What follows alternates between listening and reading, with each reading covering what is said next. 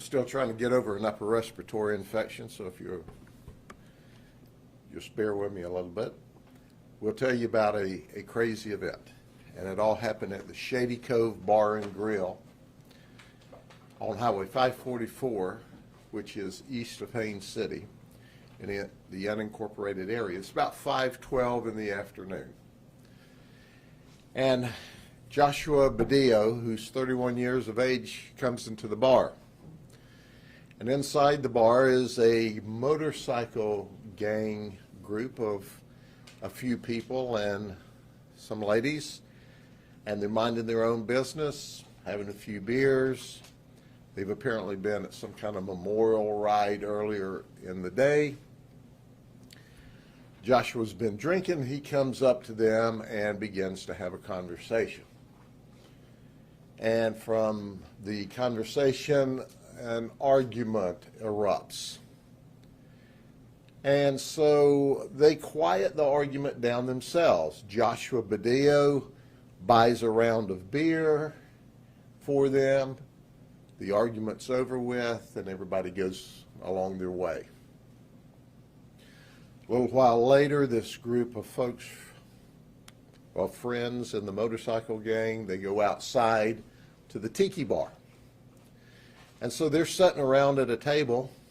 Joshua Badillo comes back, comes up in the middle of the group, sits down in a chair, starts to talk, reaches across the table, and we can see in the video where he grabs a guy's hand to shake his hand, and he holds his hand for an extended period of time while he's shaking it. He turns it loose, and he's just kind of all up in their business. Well, you can see one of the guys goes to what is an off-duty bar employee and says, "Can you get this guy out of here?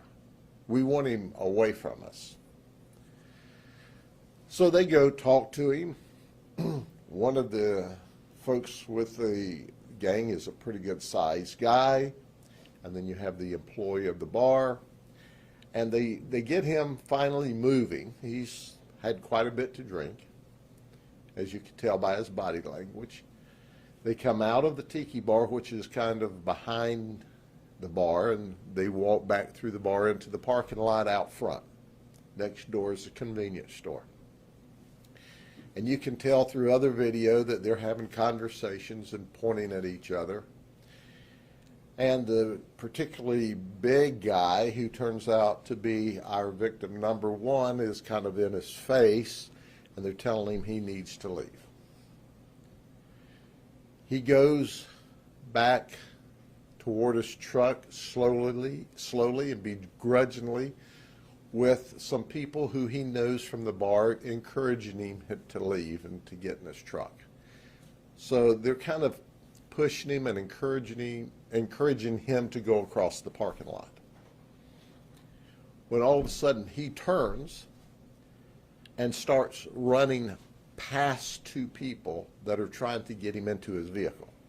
So he runs past those two, and he runs past three more, and he shoots our victim one, which is a big man. Shoots him through the hand and also through the groin with one shot. At this moment in time, a guy burst out of the bar with his firearm in order to protect his buddy and starts shooting at our suspect. The suspect goes around behind his vehicle, which is parked further out in the parking lot. And the guy with the firearm goes out and around the truck along with another person. So now you've got our suspect who did the shooting, Badillo, with his gun.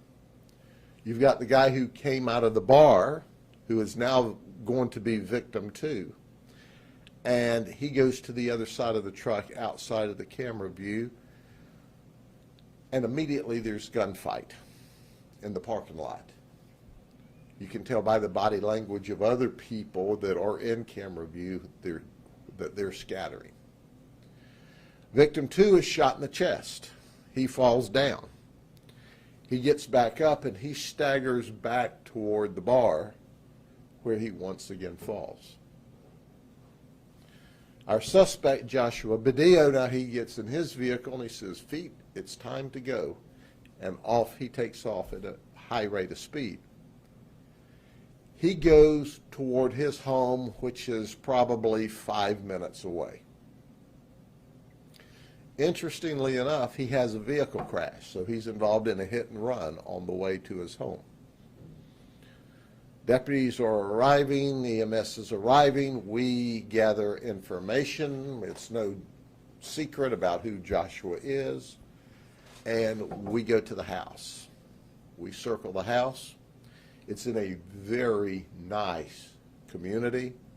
I'm guessing the house is probably $1 million, $2 million home, upscale neighborhood. He goes into the house. We walk around the vehicle and we see blood. Turns out Joshua Badillo is shot as well, and he's in the house. So after about 45 minutes in the house, apparently he decides, hey, I'm really bleeding. This could be serious. He comes out to the deputies. We take him into custody and we remove him to the hospital, where we determine that he shot under the armpit and it comes out his back shoulder. So we have this shootout at Shady Cove where the suspect shoots 2 people, kills one of them, and he, in fact, is shot in part of the shootout. And it all started over an argument, a simple argument, and ended up with a dead man, a shot man, and a shot suspect. Joshua Badillo is charged with attempted first-degree murder and felony first-degree murder on the individual that died. There may be other charges filed later as we plow through the details. Some of our witnesses fled from the bar. We'd still like to talk to them just so we can finish the investigation and tie it all up nicely and neatly. But we're relatively confident that we've got the primary players in the event, and certainly we have a lot of details. It's been a long time since I've arrived at a bar to find knives, stilettos, guns, and blood all over the bar floor, and the concrete pavement out in front of the bar. It was quite an event, and we've got a dead person. So the investigation is still underway. Our homicide team, which is simply the very best, is at this time mopping up the details and will be for a few weeks. Do you have any details? Any questions of me? Assuming all the stilettos and other things were on the people who were partying, who were not involved in this? Well, we suspect that some of the people who went to the hospital were there, because we ended up with, I think, 3 knives, maybe 4 knives on the ground, a gun on the ground. That was the one that our victim ultimately used. The victim had a .38 caliber. The suspect had a .40 caliber semi-automatic. But they were slinging lead in Haines City on Sunday afternoon. Did he have the weapon on him when he was inside, or did he retrieve it from the truck? This was over an extended period of time, because he started the initial argument, and then he bought them all rounds of beer, and it calmed down, and there's at least some testimony that he might have gone back to the truck and gotten the gun at that time. We're not absolutely sure. But these folks were minding their own business from everything that we've picked up so far, and they simply went back to the tiki bar, which you have to go through the bar, out the back door in order to get to the tiki bar area, minding their own business. And he stumbles up there drunk again, and he's hanging over the table and trying to shake hands, and still they don't start a fight with him. They go and get help and say, hey, can you get this guy out of here? And of course they start to get him out, and one of the folks who is victim number 1, he now is following them out, trying to help get the guy out. And you can tell he's telling him what he's going to do for him if he doesn't leave. So when this guy decides to start shooting, I mean, he's all the way, they've got him all the way out the front door, across the parking lot, almost to his vehicle.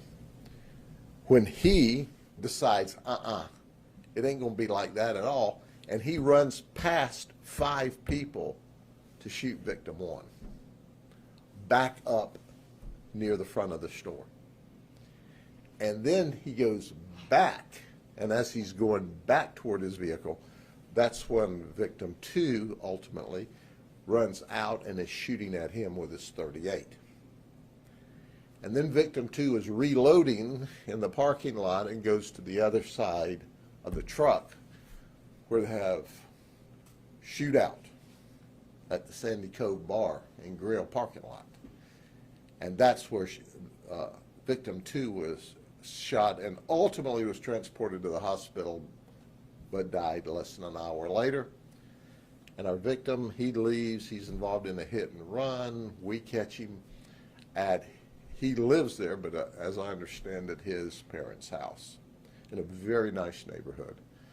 But this guy here, if he'd have just minded his business and left these folks alone, none of this would have happened. It's on him. How many, oh, sorry. What's the status of the person he hit? The person he hit, he was in a car wreck? Is that person okay? We're following up with that. That person's okay. How many bullets were exchanged, and did any go inside the building, either at the convenience store or at the dive bar? We're still counting because there were shots toward the bar, and then there were shots across the parking lot and across Highway 544. And then there was a shootout parallel to Highway 544. And then apparently the suspect, after he shot the victim in the chest, for good measure, ripped another one at him, which went across Highway 544.